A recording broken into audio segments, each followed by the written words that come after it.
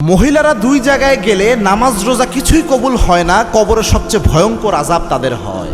যেই নারীরা এই দুইটা জায়গায় যায়, বর্তমান প্রেক্ষাপটে অসংখ্য নারী এগুলোর সাথে জড়িত রয়েছে।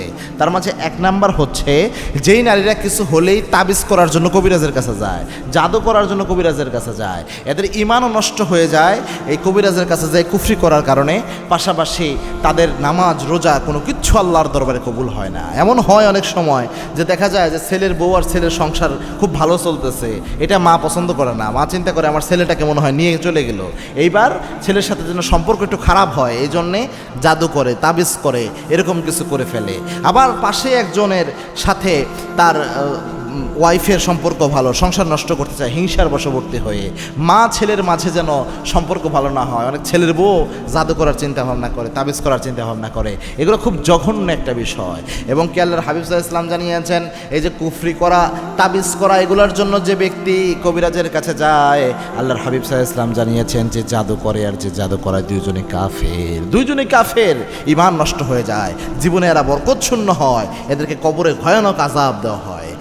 দুই নাম্বার হচ্ছে যেই মেয়েরা, মহিলারা যে কোনো কিছু হলে দেখবেন মাজারে মান্নত করে বসে থাকবে যে এটা হইলে খাজা বাবার দরবারে এটা দিব, এরকম মাজারে মান্নত, মাজারের কাছে যায় না, মাজারে যায় না চায়, সন্তান চায়, মাজারে যে কোনো জিনিস চায়। এই জিনিস যারা করে, এই যে শিরকের গুনাহ, মাজারে যায় কিছু চাওয়া, মাজারে মান্নত করা, সুস্পষ্ট শিরক, এটা যারা করে এই নারীদের নামাজ রোজা কবুল হয় না। এই নারীদেরকে আল্লাহ ওইটার উপরে নির্ভরশীল বানায় দেয় যে যেহেতু তুই ওইটাকেই মানলি, তুই ওইটার মাধ্যমেই পাবি। আল্লাহর কাছে তখন সে আর ওই জিনিসটা ওইভাবে পায় না, আল্লাহ অন্য যে সাহায্য পাঠায় ওইভাবে না, তার ঈমান নষ্ট হয়, ওইখানে হয়তো কিছু আল্লাহ রাব্বুল আলামিন ওইভাবেই দিয়ে দেয়।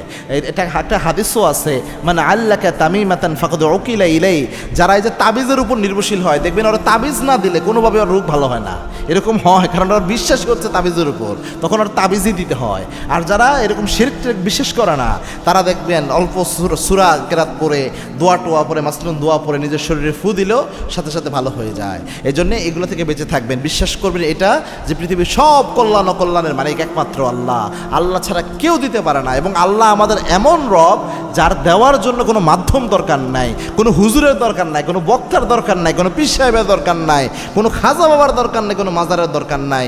আল্লাহ চাইলে বান্দাকে এমনিই দিতে পারে, এই জন্য আল্লাহর কাছে চান।